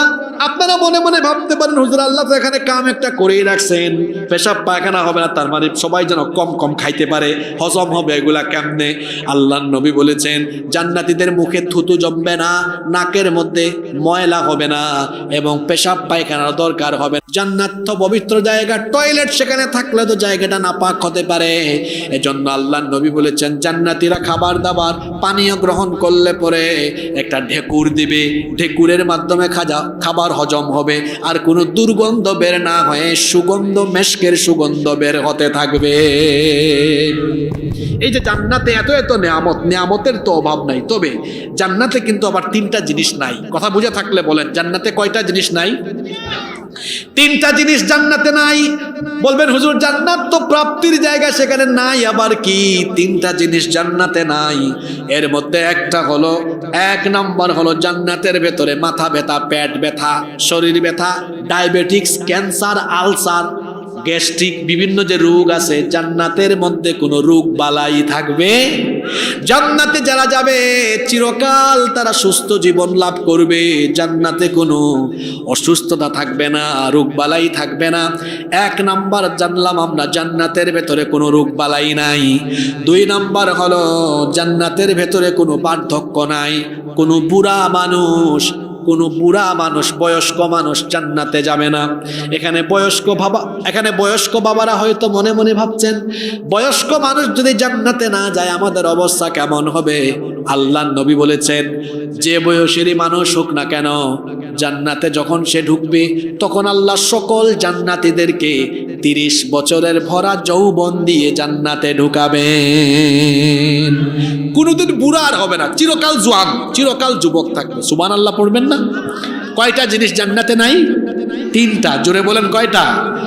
1 নাম্বার অসুস্থতা নাই। 2 নাম্বার জান্নাতের মধ্যে কোনো বার্ধক্য নাই। 3 নাম্বার হলো জান্নাতের মধ্যে কোনো মৌত নাই, মরণ নাই। মরণ তো একবার হবে, সেটা কোন জায়গায়? দুনিয়াতে হবে। জান্নাতে যাওয়ার পরে আর মরণ হবে না, আমরণ আজীবন জান্নাতের সুখ শান্তি জান্নাতি বান্দারা উপভোগ করতে থাকবে। জান্নাতে আল্লাহ এত এত নেয়ামত দিবেন, কিন্তু আল্লাহ জান্নাতীদেরকে জিজ্ঞেস করবেন আচ্ছা এই যে তোমাদেরকে এত নেয়ামত দিয়েছে, কত নেয়ামত সব তো বলতেও পারি না এই সময়ের কারণে। হুর আছে জান্নাতীদের জন্য, হুর। এগুলো কেমন? হ্যাঁ যুবকেরা, মেয়েদেরকে দেখলে পাগল হয়ে যাও। এক একজন হুরের সৌন্দর্য নবীজি বলেছেন কান্নাহুন্নাল ইয়াকুতু ওয়াল মারজান। আবার অন্য আয়াতে বলেছেন লুলুইম মাকনুন। ঝিনুকের মধ্যে যেমন মুক্তা লুকিয়ে থাকে, ইয়াকুত আর মতির চাইতেও আরো সৌন্দর্য তাদের বেশি। এমনকি নবীজি বলেছেন যদি কোনো একজন হুরকে দুনিয়ার আসমানে উকি দেওয়ার পারমিশন দেওয়া হতো তাহলে তাদের রূপের ঝলকে দুনিয়ার সবকিছু সৌন্দর্য ম্লান হয়ে যেত। সুবহানাল্লাহ, এত সৌন্দর্য, এত সৌন্দর্য। এরকম হৌর আল্লাহ জান্নাতীদের জন্য রেখেছেন, ডাগর ডাগর চোখওয়ালা। আল্লাহ বলেছেন হৌরুন আইন, হরিণের মতো যাদের টানা টানা চোখ, এদের সৌন্দর্য তো বলে শেষ করা যাবে না। সুহাসিনী, সুকেশিনী, সুভাষিনী, অপ্সরা, রূপবতী, অনন্যা, এক কথা এরা এত সুন্দর, এদেরকে আল্লাহ এত সৌন্দর্য মণ্ডিত করে বানিয়েছেন, দুনিয়ার নারীরা এদের সৌন্দর্যের কাছে কিছুই না। আল্লাহু আকবার। জান্নাতে এত এত নিয়ামত জান্নাতীরা পাবে। আল্লাহ বলবেন কি ব্যাপার জান্নাতীরা, খুশি হইছো নাকি এগুলো পাইয়া? এত এত নিয়ামত যে শুনলেন, এগুলা পাইলে আপনারা খুশি না বেজার? যারা কথা কয় না এরা কি বেজার নাকি? সবাই খুশি না বেজার? আল্লাহ এবার বলবেন ওয়ালাদাইনা মাজিদ, আমার কাছে আরো বেশি বেশি আছে। বান্দা তো অবাক, কি ব্যাপার, এত নিয়ামত আল্লাহ দিয়েছেন, আল্লাহ বলতেছেন আরো বেশি আছে। আরো বেশি এটা আবার কি? আরো বেশি সেটা কি হতে পারে? বান্দারা বুঝবে কিন্তু মনে মনে সাহস করে বলতে পারবে না। অবশেষে মুখ খুলবেন আখিরি নবী, আমাদের প্রিয় নবী রাহমাতাল লিল আলামিন মুহাম্মাদুর রাসূলুল্লাহ, মহব্বতে আমরা বলি সাল্লাল্লাহু আলাইহি ওয়াসাল্লাম। নবীজি মুখ খুলে বলবেন ওগো আল্লাহ, তোমার বান্দারা তোমাকে না দেখে ঈমান এনে তোমাকে ভয় করে আজান হলে নামাজে গিয়েছে, তোমাকে ভয় করে সারাটা জীবন তোমার ভয়ে জীবন যাপন করেছে। তোমার বান্দারা জান্নাত পেয়েছে ঠিক, কিন্তু তোমাকে তো এখনো পায় নাই। তোমার বান্দারা এখনো দু নয়ন ভরে, দু চক্ষু মেলে তোমারে দেখতে পারে নাই। জান্নাত তো তুমি দিয়েছো, জান্নাত দেখিয়েছো, তোমার তৈরি করা জান্নাত আমাদেরকে দেখাইছো, কিন্তু আল্লাহ তুমি কি তোমার বান্দাদেরকে দেখা দিবা না? তোমার বান্দারা কি দু চোখ ভরে, নয়ন ভরে, মন প্রাণ ভরে তোমাকে একটু দেখবে না? আল্লাহ নবী যখন এই কথা বলবেন, আল্লাহ বলবেন অবশ্যই অবশ্যই আজ আমি আমার বান্দাদের চোখের সামনে সরাসরি হাজির হব। ও আমার বাবারা, আমার ভাইয়েরা, বলেন তো এই দুনিয়াটাকে আল্লাহ এত সুন্দর করে বানিয়েছেন, মানুষগুলোকে আল্লাহ এত সুন্দর করে বানিয়েছেন, যিনি বানিয়েছেন সেই আল্লাহ সুন্দর হবেন এর থেকে কম না আরো বেশি?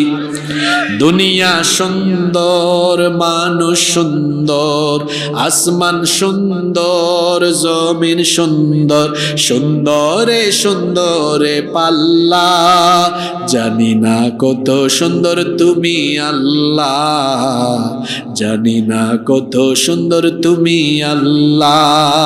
দুনিয়া সুন্দর, মানুষ সুন্দর, আসমান সুন্দর, জমিন সুন্দর, সুন্দরে সুন্দরে পাল্লা, জানি না কত সুন্দর তুমি আল্লাহ, জানি না কত সুন্দর তুমি আল্লাহ। সুবহানাল্লাহ পড়েন। আল্লাহ বলবেন ও আমার নবী, অবশ্যই অবশ্যই আমি আজ আমার বান্দাদের সামনে হাজির হব। কোরআনে কারিমে আল্লাহ বলেছেন ওয়াজা রাব্বুকা ওয়াল মালাকু সাফফান সাফফা, ফেরেশতারা লাইন ধরে সারিবদ্ধ হয়ে দাঁড়াবে, আর আল্লাহ তাআলা সেদিন তার ৭০,০০০ নূরের পর্দা সরিয়ে আল্লাহ বান্দার সামনে আসবেন। এই কথা শুনে সাহাবীরা নবীজিকে প্রশ্ন করেছিলেন। এই হাদিসটি এসেছে বুখারী শরীফের ভেতরে। হাদিসটি বর্ণনা করেছেন সর্বাধিক হাদিস বর্ণনাকারী সাহাবী সাইয়্যিদুল মুহাদ্দিসিন আবু হুরায়রা রাদিয়াল্লাহু আনহু। তিনি বলেছেন সাহাবীরা নবীজিকে জিজ্ঞেস করলেন, ইয়া রাসূলুল্লাহ, আমরা সকলে বলি সাল্লাল্লাহু আলাইহি ওয়াসাল্লাম, হাল নারা রাব্বুনা ইয়াউমাল কিয়ামা, সত্যি সত্যি কি আমরা কিয়ামতের দিন আমাদের রবকে দেখতে পারবো নাকি? আল্লাহর নবী তখন বললেন, হাল তুদাররুনা ফি রুইয়াতিল কমারি লাইলাতাল বদর, মেঘমুক্ত স্বচ্ছ আকাশে আকাশের চাঁদ দেখতে কি তোমাদের কোনো সমস্যা হয় নাকি? সাহাবীরা বললেন না। নবীজি আবারও প্রশ্ন করলেন, হাল তুদাররুনা ফিশ শামসি লাইসা দুনাহা সাহাব, মেঘমুক্ত পরিচ্ছন্ন আকাশে দিনের বেলা সূর্য দেখতে তোমাদের কষ্ট হয় নাকি? নবীজি যখন এই প্রশ্ন করলেন, সাহাবীরা বললেন না। আল্লাহর নবী তখন বললেন, ফা ইন্নাকুম তারাউনাহু কাযালিক, আল্লাহর নবী বললেন যেভাবে করে রাতের বেলা স্বচ্ছ আকাশে আকাশের চাঁদ পরিষ্কার দেখা যায়, যায়, দিনের বেলা স্বচ্ছ আকাশে আকাশের সূর্য পরিষ্কার দেখা যায়, তেমনি ভাবে কিয়ামতের দিন সুস্পষ্ট সরাসরি কোনো প্রকার বিঘ্নতা অন্তরায় ছাড়া তোমাদের রবকে দু চোখের সামনে তোমরা দেখতে পাবে। আপনারা মনে হয় আল্লাহরে দেখতে পাইলে খুশি না? খুশি না বেজার? আমরা তো এটাই চাই, জান্নাত চাই না, আল্লাহরে চাই। বলবেন হুজুর এটা কেমন কথা? কিচ্ছা একটা মনে পড়ছে, বলবো? এক লোক বিয়ে করছে তিনটা। কয়টা? একদিন তিন বউরে রাখছে। প্রথম বউকে জিজ্ঞেস করতেছে, প্রিয়তমা তুমি আমার কাছে কি চাও? কয় আপনার না অনেক জায়গা জমি আছে, কিছু জায়গা জমি আমার নামে লিখে দেন। দ্বিতীয় বউকে জিজ্ঞেস করছে, কি গো তুমি কি চাও? বলতেছে আপনার তো 2-3টা বাড়ি আছে, একটা বাড়ি আমারে দিয়ে দেন, আমার নামে লিখে দেন। এবার ছোটটাকে একদম 3 নাম্বারটারে জিজ্ঞেস করছে, কি গো তুমি কি চাও? আমি কিছুই চাই না, আমি আপনারে চাই। 3 নাম্বারটার উত্তর একটু আলাদা না? হ্যাঁ। তখন হাজব্যান্ড জিজ্ঞেস করছে, বাকি 2 বউ তো স্পেসিফিক কিছু না কিছু চেয়েছে, তুমি স্পেসিফিক কিছু চাইলা না, আমাকে চাইলা কেন বলো তো? আপনার 2 বউ এরা 2টাই বোকা, আমি এদের মতো বোকা না, আমি স্পেসিফিক কিছু না চেয়ে আপনাকে চাইছি এই কারণে, কারণ আমি জানি আপনাকে পাওয়া মানে আপনার সব জিনিস অটোমেটিক আমার হয়ে যাওয়া। আমরা জান্নাত এটা আমরা মন থেকে চাই, ঠিক আছে, কিন্তু আমরা আল্লাহর দিদার চাই, কারণ আল্লাহকে পেলে আল্লাহর সব অটোমেটিক আমার হয়ে যাবে। সুবহানাল্লাহ বলবেন না? আরে সেই অনুষ্ঠান, সেদিন একটা অনুষ্ঠান হবে, বিরাট এক অনুষ্ঠান, জান্নাতীদেরকে নিয়ে অনুষ্ঠানটা হবে, আর কেউ সেই অনুষ্ঠানে থাকবে না। সেই দিন আল্লাহ জান্নাতীদেরকে নিয়ে একটা অনুষ্ঠান করবেন। এই অনুষ্ঠানে আল্লাহ জান্নাতীদের সামনে সরাসরি চলে আসবেন, আল্লাহর 70,000 নূরের পর্দা সরে যাবে। আল্লাহু আকবার, সবকিছু এত সুন্দর, দুনিয়াটা কত সুন্দর, একটু চাপাই থেকে বের হয়ে দেখেন না, এত সুন্দর করে আল্লাহ বানিয়েছে, এত চমৎকার, এত সুন্দর। সফর করলে জন্য অনেক কিছু দেখা যায়, আল্লাহর বরত্ব বিরাটত্ব অনুভব করা যায়। আপনি যত বেশি ঘুরবেন দুনিয়া দেখবেন। কিতাবি ইলম যেমন দরকার, আমাদের উস্তাদরা বলতেন কিতাবি ইলমের পাশাপাশি সফরের জ্ঞান তোমাকে সমৃদ্ধ করবে। তার কারণ হলো সফরের কারণে বিভিন্ন ভাষা, সংস্কৃতি, কালচার, বিভিন্ন সৌন্দর্য, সৃষ্টির সৌন্দর্য তোমাকে সমৃদ্ধ করবে। আসলেই তাই। আপনি যখন সফর করবেন, আমার বাড়ি সিলেটে, আচ্ছা বলেন তো সিলেটের কালচার আর চাপাইয়ের কালচার কি একরকম নাকি? ভাষা তো একরকম না। আপনাদের ভাষাটা কত সুন্দর, কেমন আছেন, ভালো আছেন, দেখা হবে ইনশাআল্লাহ, তাই না? কি সুন্দর জিজ্ঞেস করেছে আমি আসার পরে, কেমন আছেন গো, কত মায়া, সুন্দর ভাষা। আবার আমাদের সিলেটে গেলে এত বড় সাংঘাতিক ভাষা, বুঝবেন না কিছুই। আপনি সিলেট কে কে গিয়েছেন দেখি হাত তোলেন তো। মাশাআল্লাহ, কি ব্যাপার, আপনারা এত এত মানুষ সিলেট গিয়েছেন কেমনে? আত্মীয়তা আছে নাকি আপনাদের? আপনিও গিয়েছেন না? দেখছেন ভাষা কেমন, সালাম দিবে, আপনাকে জিজ্ঞেস করবে কিতা খবর ভাই সাহেব, ভালো আছেন নি, আউকা খাউকা বউকা যাউকা, কিছুই বোঝা যায় না। একদিকে বাংলা ভাষা সিলেটে সাংঘাতিক অবস্থা, অন্যদিকে চিটাঙে আরো খারাপ অবস্থা। বাংলা ভাষা আহত সিলেটে, নিহত চট্টগ্রামে, আবার অনেকে বলে আহত সিলেটে, নিহত চট্টগ্রামে। যাই হোক, কোনো একটা আমি ধরে নিলাম। এই সিলেটে আউকা খাউকা বউকা যাউকা। এই যে ছেলেদেরকে বলে ফুয়া, মেয়েদেরকে বলে ফুরি। কি বলে? ফুয়া আর ফুরি। আবার চট্টগ্রামে বলে মাইয়া ফুয়া মরদ ফুয়া। পুরুষ মানুষকে, ছেলেদেরকে বলে মরদ ফুয়া, আর মেয়েদেরকে কি বলে? মাইয়া ফুয়া। আর তো আপনি কেমন আছেন জিজ্ঞেস করো, বাজি কেন আছো, গম আছো নি? এই যে আপনি সফর করলে বিভিন্ন কালচারের, বিভিন্ন ভাষার, বিভিন্ন মানুষের সাথে মিশবেন, অনেক জ্ঞান, অনেক অভিজ্ঞতা আপনার অভিজ্ঞতার ঝুড়িতে আপনাকে সমৃদ্ধ করবে। এজন্য সুযোগ পেলে সফর করবেন, ঘুরবেন। বিয়ে শাদী করেছেন, বউকে নিয়ে সপ্তাহে ছুটির দিনে একটু বেরোবেন। দূরে যেতে না পারেন, কাছাকাছি কোথাও যান, সামর্থ্য থাকলে দূরে যান, সামর্থ্য থাকলে দেশের বাইরে যান, ঘুরেন, সফর করেন। শোনেন, বুদ্ধিমানেরা পয়সা জমায় না, বুদ্ধিমানেরা সেটা শরীরকে দেয়, দান করে, অন্যদিকে সুযোগ পেলে ঘুরে ঘুরে আল্লাহর সৃষ্টি দেখে। আর সবচেয়ে বুকাশুকারা সম্পদকে জমায় রাখে। সম্পদ তো জমাবেন না, কারণ সম্পদ জমায় বুকারা। অনেকে আছে খায়ও না ঠিক মতো, খালি জমায়, এমন মানুষ আছে না? দেখবেন খুব কিপটা এমন কৃপণ খায় না। এ ভাই, তুমি না খাইয়া যে শরীরটারে কষ্ট দিচ্ছ, যে সম্পদ জমাইতেছ, এই সম্পদ দেখবা শেষ বয়সে শরীর ঠিক রাখতে চিকিৎসার জন্য খরচ হয়ে হয়ে সব সম্পদ শেষ হয়ে যাবে। এই জন্য আবার টাকা খরচ করতে করতে অপচয় করবেন না। অনেক আছে খুব অপচয় করে, খাইতে খাইতে আবার শেষ হয়ে যায়। মানুষ শুধুমাত্র খাইলে মরে, মানুষ না খাইলে মরে না, এটা মনে রাখবেন। খাইলে মানুষ মরে, খাইলে মানুষ মরে মানে অতিরিক্ত খাবার দাবার, এটা ঠিক নয়। অনেক আছে খাইতে খাইতে খাওয়ার টাইমে আবার লুঙ্গি বা পায়জামা একটু লুজ করে, গলা পর্যন্ত খায়।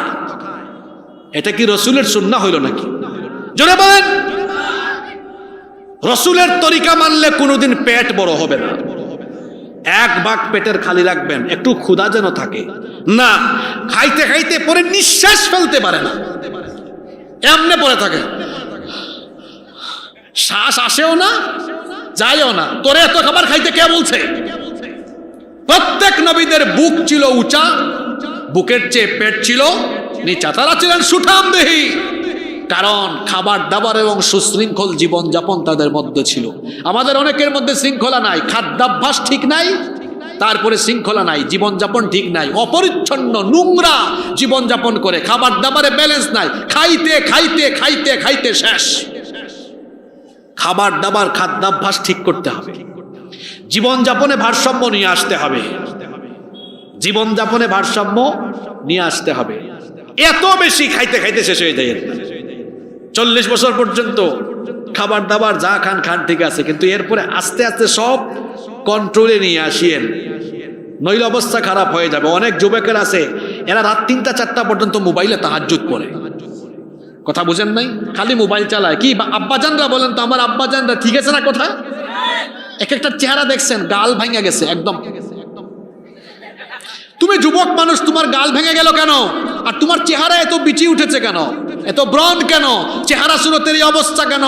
কারণ তুমি রাতের বেলা না ঘুমায়া ইন্টারনেটে আর মোবাইলে পরে থেকে রাত 3টা 4টা পর্যন্ত তুমি খারাপ জায়গায়, তুমি তোমার যৌবনের অপব্যবহার করে, যৌবন নষ্ট করে তুমি তোমার শরীরকে শেষ করে দিয়েছ। ঘুমাও, ঠিকঠাক মতো ঘুমাও। তুমি জোয়ান মানুষ, তোমার চেহারা একটা সৌন্দর্য থাকা লাগবে। অত ঠিক মতো ঘুমায় না, এত বেশি রাত জাগবেন না। খাবার দাবার পরিমিত খাবেন, অতিরিক্ত খেতে যাবেন না। চলাফেরা, জীবনযাপন, খাদ্যাভ্যাসে ভারসাম্য নিয়ে আসুন। রসুলের সুন্নাহ মেনটেন করুন। মনে রাখবেন, রসুলের সুন্নাহর ভেতরেই আমাদের জীবনের সফলতা নিহিত রয়েছে। আল্লাহ আমাদেরকে সুন্নাহ মোতাবেক চলার তৌফিক দাও। কোথায় ছিলাম মনে আছে? ওই জান্নাতীদেরকে নিয়ে একটা অনুষ্ঠান হবে, সেই অনুষ্ঠানে আল্লাহ আসবেন। জান্নাতীরা আল্লাহর দিকে তাকায় থাকবে, আল্লাহ জান্নাতীদের দিকে তাকায় থাকবেন। কত সময় এভাবে যে চলে যাবে বান্দা টেরও পাবে না। আল্লাহু আকবার। আল্লাহ ইয়া রব, এই অনুষ্ঠানে আমরা থাকার মতো যোগ্যতা আমাদের নাই, আমরা জানি, কারণ শয়তানের ধোঁকায় তো সারাক্ষণ আমরা গুনাহ করি। আল্লাহ তুমি দয়া করে ওই অনুষ্ঠানে যদি বসার কোনো সিটও না পাই, কুনায় কানায় যেন দাঁড়ায়া থাকার চান্সটা অন্তত পাই। আল্লাহ ওই অনুষ্ঠানে থাকার সুযোগ আমাদেরকে করে দিও। বলে না আমিন? আমিন তো কইলেন। কিন্তু ওই অনুষ্ঠানে থাকার জন্য এই যে জান্নাত আর জাহান্নামের ব্যাপারে তো আলোচনা শুনলাম। মনে রাখবেন, পথ কিন্তু দুইটাই। দুনিয়াতে পথ কয়টা? একটা জান্নাতের, আরেকটা জাহান্নামের। জান্নাতের পথ আর জাহান্নামের পথ কি সমান? জান্নাতের পথের পথিকরা নামাজ ছাড়ে না, আব্বা আম্মার সাথে বেয়াদবি করে না, মা বাবার হক, স্বামী স্ত্রীর হক, প্রতিবেশীর হক, মানুষের হক নষ্ট করে না, হালাল পন্থায় উপার্জন করে, হালাল রিজিক খায়, হারাম খায় না, সুদ খায় না, ঘুষ খায় না, চুরি করে না, ডাকাতি করে না, এক কথায় মানুষের হক নষ্ট করে না। জান্নাতীদের পথ হলো কুরআনের পথ, হাদিসের পথ, রসুলের পথ, সুন্নাহর পথ।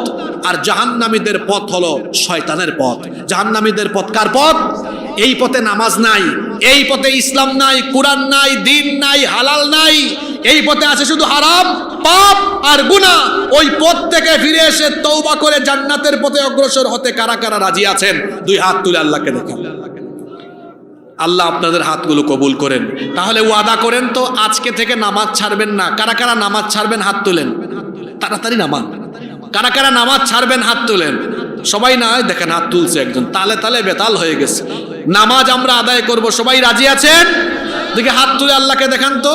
মনে রাখবেন, সালাত ছাড়া মুক্তির কোনো উপায় নাই। সালাতের হিসাব কিয়ামতের দিন সবার আগে। এই সালাত আমরা ছাড়বো না। রাজি আছেন? আব্বা আম্মার খেদমত করবেন, মানুষের হক আমরা নষ্ট করব না ইনশাআল্লাহ। কোরআন সুন্নাহ মোতাবেক আমরা জীবন যাপন করব। আল্লাহ সবাইকে তৌফিক দান